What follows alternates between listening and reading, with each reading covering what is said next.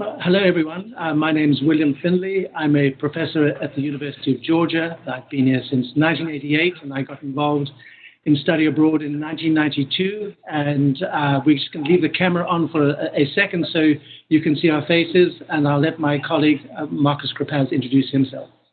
My name is Markus Crepaz. I'm the head of the Department of International Affairs. I've been involved in study abroad for, I would say, 22 years. In all different kinds of places in the world, in Europe, in Africa, in Asia, Fiji. So between the two of us, we probably have half a century of experience in study abroad. Something like that. So let me turn off the camera, and then we'll go ahead and talk about study abroad, and in particular the role that service learning can play in study abroad. Since it's something that we've become involved with, is introducing service learning because of a program that we set up in Stellenbosch, South Africa. South Africa is my home country, in fact, as you may have gathered from my accent. And in 2008, Markus and I began a study abroad program there. We'd been teaching in Italy for a number of years, and we decided to set up a new program in South Africa, and in the college town of Stellenbosch, which you can see in the bottom photograph there. That's Stellenbosch. It's a rather affluent college town in the Winelands region of South Africa.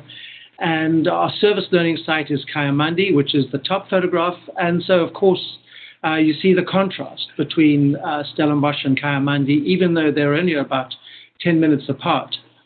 So two very different worlds. And that's what the purpose of the service learning was to introduce students to this very different world that they would experience if they went 10 minutes from Stellenbosch.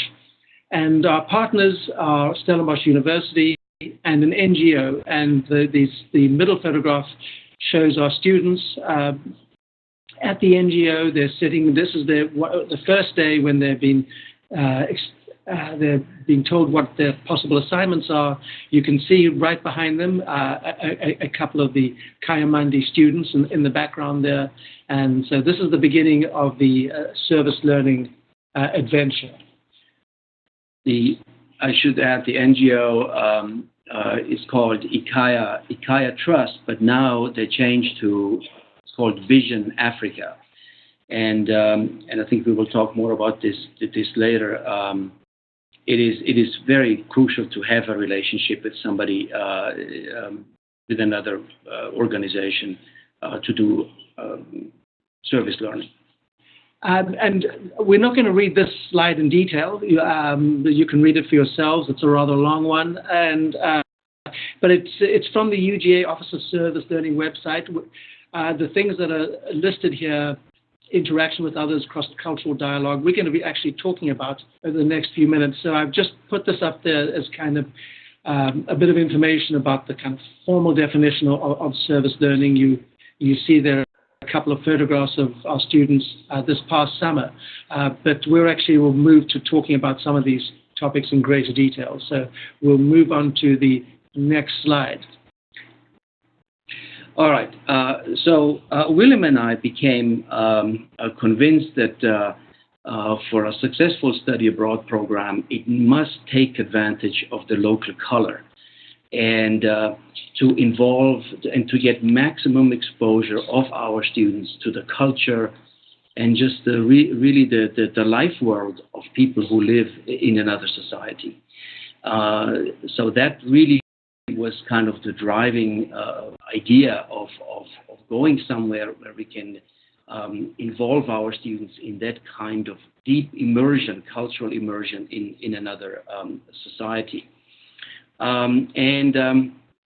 And so what we have, the point of really study abroad connected to service learning is that what we want to do is to provide an intense engagement with another society and culture. We call it here a learning accelerant. So let me just tell you a little bit about what we mean by that. Both William and I have been teaching here at UGA for many years. And one of the things that we teach in our classes are really centered on concepts like development, like inequality, poverty, racism, political institutions and their effect.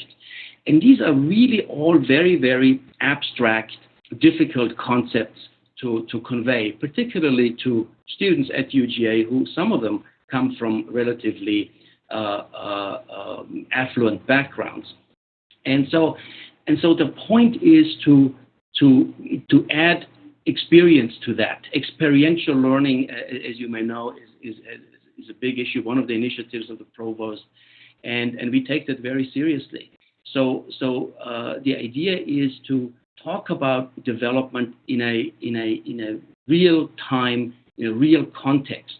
And so it is important that for us that our students get a good sense of what development is, what is inequality, what is poverty.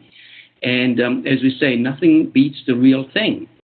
And so exposing our students to the life world of the poor people in the township. You saw the photograph beforehand, and it might give you an idea of what's happening in the township and their level of affluence or poverty, the way you want to see it. That's the idea, to make these abstract ideas and concepts more meaningful by giving them an actual experience of what it is, what are the life chances of people in those townships.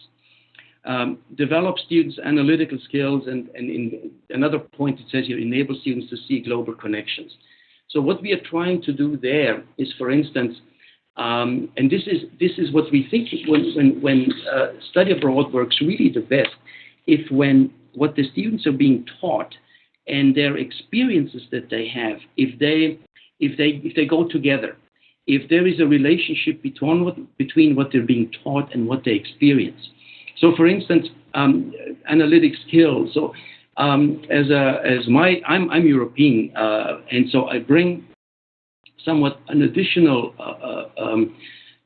comparison into this. For many years, as I said, I've been teaching here, and it's kind of difficult to tell American students that societies might be organized around other principles other than self-interest, for instance, and individualism. Our students learn as a result of the direct and intense engagement with the people in the township that, in fact, there are communal forms of arrangements. So people can learn together and live together on the basis of communal principles.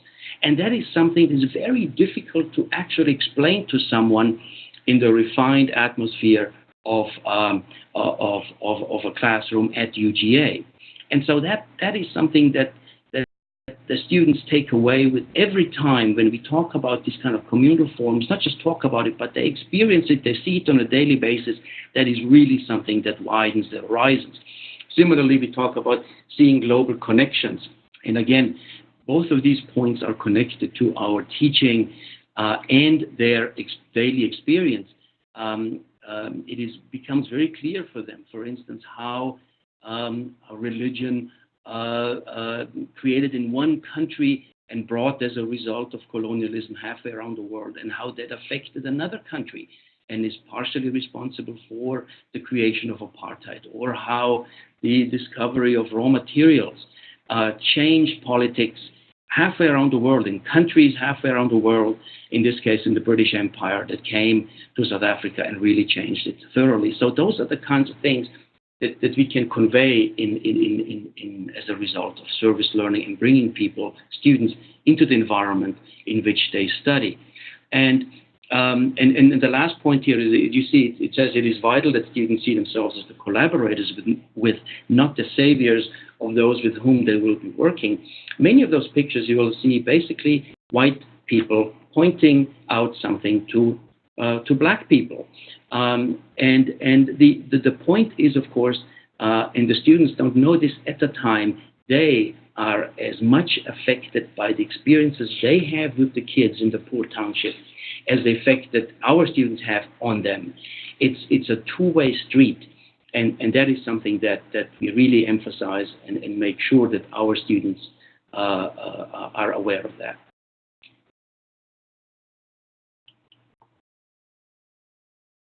Thank you. So the next couple of slides involve the sorts of things you'd need to think about in terms of setting up a study abroad program in another country, because it does pose some particular challenges and issues that you need to consider. And for us, the most important one was to say, what do we want our students to learn? We're both social scientists. I'm a sociologist. Markus is a political scientist. So that's our area of expertise, as Markus was just explaining. We don't come out of a public health background, for example. And so we had to think about what do we want our students to learn, and then it mostly focused on South Africa's transition from a country known for its apartheid policies to to the post-apartheid society that's emerged, a society with a considerable level of inequality, with wide variations in terms of, say, levels of education. And so we wanted our students to do that, to learn about these specific kind of social science features of South Africa.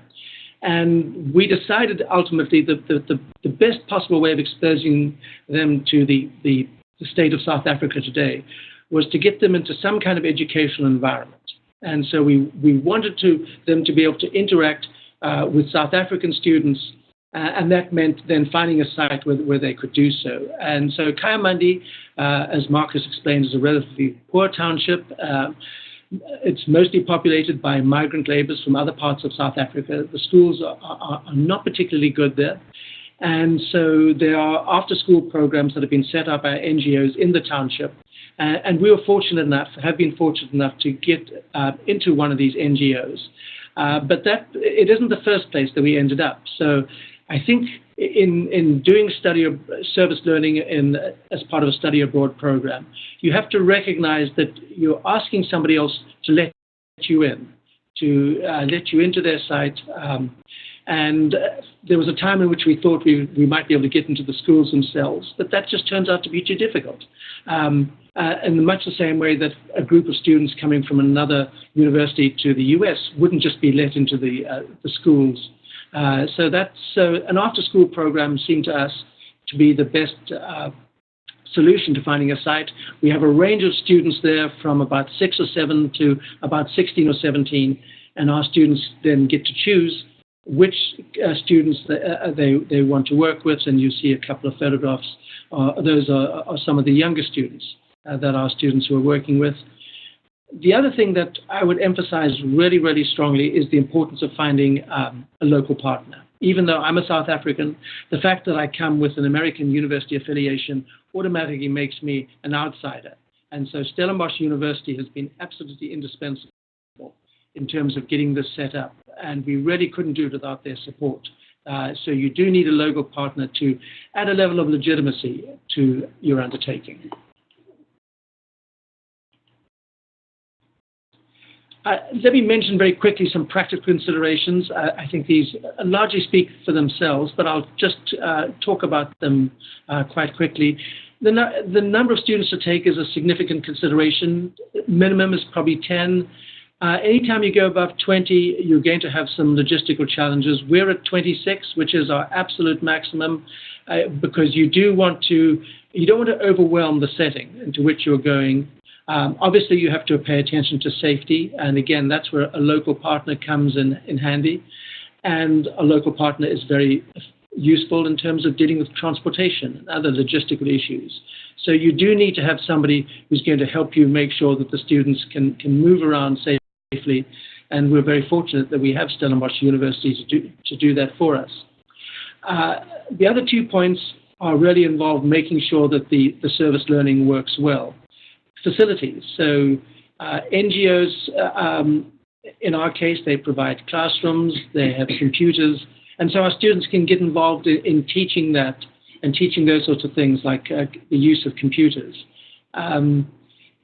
If you have a site that has no facilities, you're going to be constrained. So you have to look around and make the best of what you have. And at all times, our focus has been on what kind of opportunities our students will have for interaction with the South African students. So they are, in a sense, tutoring them in an after-school program, but we really want them to be able to talk to them and to learn from them. Because as we'll emphasize in a minute or two, we see this as a relationship of equality, and that our students should be learning as much as the South African students are learning from them. So at the top picture, you see this is a picture of Prochorus, which is one of the earlier sites, NGOs that we have actually worked with, and they provided, they're running various daycare centers or creches, as it is called. And then we moved on to some others. Right now it is, as I said, we're working with another NGO. At some point we had we worked with a school in a small hamlet outside of Stellenbosch. But it is indeed challenging in the sense that you want to have a site that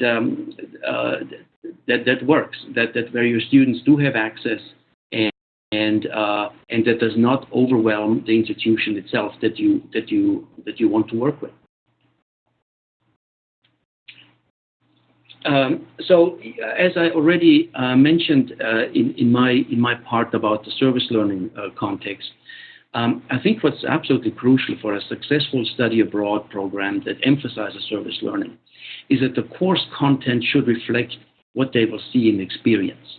That is really crucial. I think sometimes study abroad programs are really not so much designed for students, but they're designed for faculty. But that is not really what a successful program is. One that works is one that integrates what you teach with what the students experience. What I would like to say is the term that I use is our teaching. When we teach our students, we in a sense become interpreters of their daily experience. What is really powerful is to let the students go out, see what's around them. They come back, and in our classrooms, they ask us, what is going on? Why is this happening? Why is that happening? And in that sense, we become interpreters as best as we can of their daily experience. And so I think right there, that is the fulcrum. That is really the point that you want to, I think, achieve for a successful study abroad program. And then the second point here, it says here, have them write aloud, journals and papers focusing on their experiences. Again, I think experience is the crucial term, and having them write about it. There is something about writing that clarifies the mind, because they are overwhelmed by a lot of experiences, and having them write it is very, very important. And in fact, we do that. We have them write a journal, and we ask them to be really open. This is a journal that is for them. That is something that, who knows, they may find in an attic 30 years from now, and then they will read it again, and they will see how that trip has affected them, their lives after this journey. And so it is something that we emphasize because it has that effect of, in a way, clarifying their experience that sometimes just runs away with them. They hardly find the right words when you just talk to them about what they had just seen, but asking them to write it down clarifies it. And then allow time for classroom debriefing. That is truly one of the most, in a way, rewarding elements of this, because I can really see, both Willem and I, we can really see how the students have grown as a result of these experiences. And it is emotionally draining. I mean, for some students, particularly towards the very last day when they do the debriefing, they get overwhelmed when they talk about their experiences, and they would like to continue their relationships with the kids that they have taught. And it leaves clearly a deep mark on them. But it is important that they have a chance to reflect about it together with all the other students. It becomes some sort of a collective experience. And as emotionally draining as it is for some students, it is something that is really important to them. So, in conclusion, let me just add with a couple of points, which is students and in fact faculty as well have very high expectations, and one has to keep them in check. we put here students can't expect to change the world, and that's true. Coming in as an outsider for, in our case, a relatively short period of time means that you won't work miracles, but you will have an impact on the people you're interacting with, and you'll have an impact on yourselves. And that's what we have to remind our students all the time, that South Africa, they're not going to change the direction of the country. They can't expect to, but they sometimes do think that they will see visible differences. And the reality is that it takes a long time to make changes. But their understanding of the world will be completely different, and who they are will be very different. They'll return from this kind of experience a different person than the one that they left as. And the other point to remember is you're always a guest in somebody else's country. If you do service learning as part of a study abroad program, you're always a guest, and you have to be mindful of that we, all of us are a little resistant to outsiders telling us what to do. And so you have to remember that in any study abroad program, regardless of whether you're doing service learning or not, but particularly with service learning, it's worthwhile keeping that in mind. One lasting impact that I have noticed is that having had students in the study abroad program, and then they return to UGA and they're sitting in other international affairs classes, or they're taking another class of mine, I can just tell they are so much more mature. They seem to understand these complex issues of development and racism and inequality at a so much deeper level. So this is a direct takeaway for them, the classes they take, while for the rest of their career as an undergraduate student. Then if they continue on as a graduate student, or even go to law school, their experiences they have as a result of the study abroad program will shape the way they look at the world after they come back. And that is a lasting impact that this study abroad program has on them. Well, thank you very much, and we're happy to answer any questions you might have.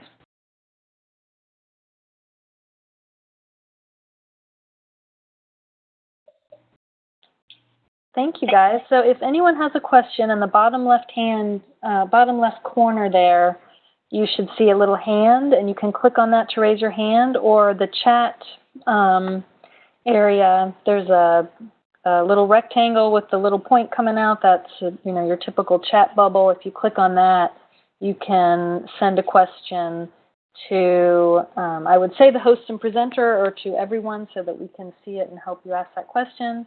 I see Maya Clark has her hand raised. Excellent. Maya, I'm going to unmute you, and you can ask your question. Hello, and thank you guys for providing this wonderful information. I noticed that you mentioned the constraints on the number of students that you've taken with you on these experiences. And my question for you is, have you ever had more students interested than you have space? And if so, what is your criteria for deciding which students will get to participate? Or is it just whomever enrolls in a course? How do you make the decisions about students who will get this opportunity if they're more interested than you have space? Well, it's a problem we've had in the last couple of years. And we give first priority to sociology and international affairs majors, since this is who the program was set up for. And we've also had to have two admission deadlines. We have an early admission and a later admission deadline. It's a nice problem to have, but it's also, it's disappointing not to be able to take everyone. So we do give priority to students who are majoring in our home departments. And then after that, we look at related majors, and so that there's some priority to those students. But it's not, it's not as if we're inundated. We don't have 100 applicants. We just end up with a waiting list that may have 5 or 6 students. But we have had to think about ways of dealing with that. I would add to that study abroad directors often try to maximize the number of students that go on study abroad. And at some point, again, you could exceed that number where what you want to do, you cannot do anymore. And And so that at some point you just have to say, look, this is what we want to do, and we can only take, say, 20 students, although there may be 40 or 50. And you have to be true to your principle, what it is that you want to do. And of course, on the other end, particularly when you start out, sometimes it's difficult in the first few years to get enough students. And obviously, I mean, the cutoff point is you have to have a certain minimum number of students to make the program viable. Clearly, I mean, financially, as simple as that. And then there is a sweet spot where there's a range that's kind of the sweet spot, where you can take students. But then I think at some point, particularly if you're committed to do it really seriously, study abroad with service learning, I would think there's got to be some sort of an upper limit where you say, look, I can only take that many students. Otherwise, what it is that we want to do, we cannot do any longer, or it becomes just counterproductive. What kinds of things do the students actually do? Is it all teaching, and are they teaching whatever their area of expertise is, or what do they do? So it depends on the age of the students that they're working with. So if they're the ones who are working with these smaller kids, the 7 and 8 year olds, there's quite a lot of playing going on there, and so for those ones they read to them and they play with them. The older ones have homework, and so if you're working with a 13-year-old or a 14-year-old, the chances are that those students were given homework. And so they work on math, could be English. So typically those sorts of things. And what they find is actually that the students often, and this is one of the unfortunate features of some of the South African schools, the students are given homework which hasn't been explained to them very well. So it turns out that our students can actually be very helpful in terms of teaching them a 7th, 8th, 9th grade math problem and working through it with them. So that's the kind of tutoring that they do for the older students. How long are they there? They're there for a month. Okay, thank you. Are there any? I have a question. Go ahead. This is Denise. So in that one slide, you said that the normal, what you do is you think about your learning objectives, and then you find a site and you find a local partner. How often do you think in reality it sort of happens in exactly the opposite order? Like you have a relationship with a partner and you start sort of realizing the mutual goals. Or, I know you're trying to be very aware of not being paternalistic and, prescribing, but just in partnership or in communications with a possible partner, and then sort of thinking, how can my students learn and how can your students or your, students then? That's an excellent point. And in fact, I would say that's the order I would recommend. Because when you have a partner in any study abroad, obviously they want to know what you're going to be all about and whether they can trust you, you can trust them. So you're building a relationship. And that's why ours took a couple of years, in which we started to think about what else we could do with our program. It started off as a fairly traditional study abroad program. I think it would be quite difficult to go somewhere and say, we're going to do a service learning-oriented study abroad program. But I think that can emerge organically as part of your relationship. And so our main partner is Stellenbosch University, and they're the ones that had connections because some of their students go into Kayamandi as well. And so ideally, you want your partner first. Yes. So actually, in the first couple of years, there was very little service learning going on that we did. I mean, it was really all of this was new to us, and we weren't quite sure. There were issues of safety and other kinds of consideration. To what extent should we involve our students? But as we got to know our partners with Stellenbosch, and as we learned more about what is possible, we engaged our students more and more. And in fact, the story is that every year, really, we asked our students to do more and more to the point where they're now every day for a month working with working with the kids in Kayamandi. I mean, I would say perhaps as a more general remark, that the site, yes, it is important to have partners. Absolutely, it's crucial. But to some extent, it starts with what is it that you want to do? What kind of service learning is it that you want to do? And I mean, what kind of field are you in? So, for instance, what we are doing in South Africa would be very difficult to do in any European country because there is not that kind of legacy of apartheid, that kind of poverty and those kinds of things. So in Europe, it would be a service learning program in Europe would look probably quite different than it does as it would probably anywhere in Africa, for instance, in any of the African countries. Yes, the site is important, and partner is absolutely important. But overall, I would think is the fundamental question is what is it that you want your students to experience, and everything should flow from that. Right. Thank you. I'm going to give Maya the microphone again. I was noticing that you mentioned giving students an opportunity to process what they've experienced. And of course, reflection is a huge part of service learning.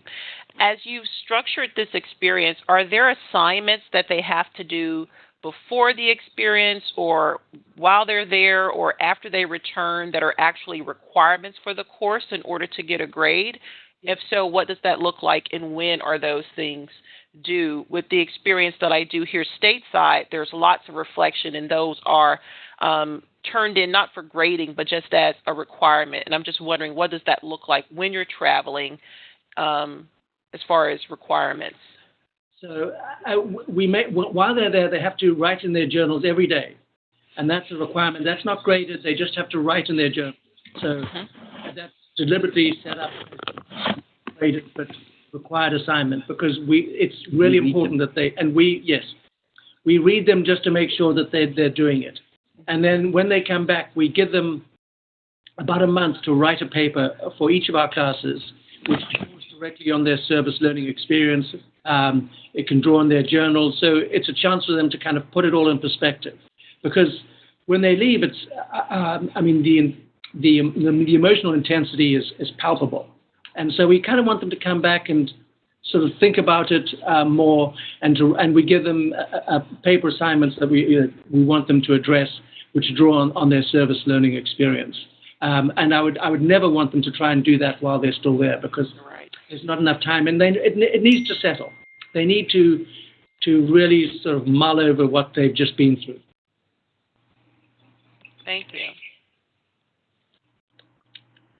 Well, thank you guys both again so much. This has been really great, and we will, let's see, if we can go back to your first slide. I think you have contact information on there. Maybe not. There's your name, so we want to thank you guys, and if folks have questions, perhaps they can contact